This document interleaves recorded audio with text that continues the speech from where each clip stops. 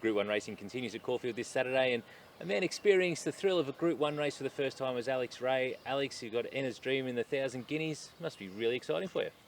Yeah, certainly. She's done a really good job to even give herself the opportunity to compete at that level, and it's been a massive thrill for all the owners, considering it was some reasonably humble beginnings from what was a cheap filly. So, look, it's obviously a very difficult task on Saturday in the Guineas, but I'm sure she'll make her presence felt to some degree.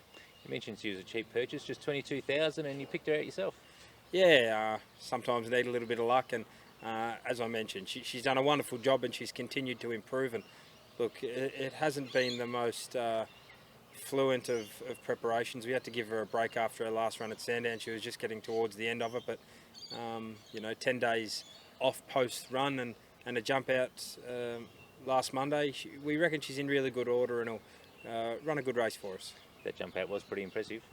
Yeah, certainly. I mean, we're really satisfied from a fitness perspective that she's ready to go.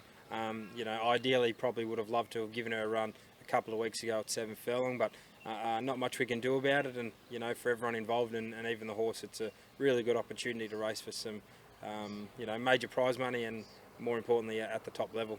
Has she always given you a feel that she'll be a miler?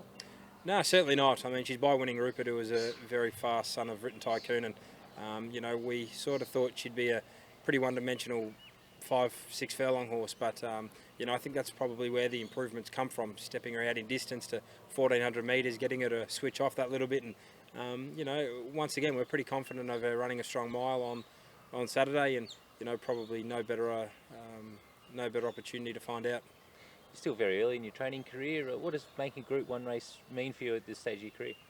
Yeah, it's what we all get out of bed for. I mean, Saturday's very satisfying to be there in that sort of company, but she's an outside chance, and we know it's going to be pretty difficult for her to get the job done. But if she can finish in the first half of the field, we'll be really satisfied. And also going forward, she's a really promising filly. The stable star, Shock 'em Over, is racing Saturday week. 2 weeks Saturday? Maybe the Zipping Classic. We did take him to Sydney. I thought that would maybe push him over the edge for this campaign, but he's really come back and thrived. So, might strike while the iron's hot, for want of a better term, and might head towards the Zipping Classic and give him an opportunity in a better class of race and just see if we can get that rating up a little bit for the next 12 months.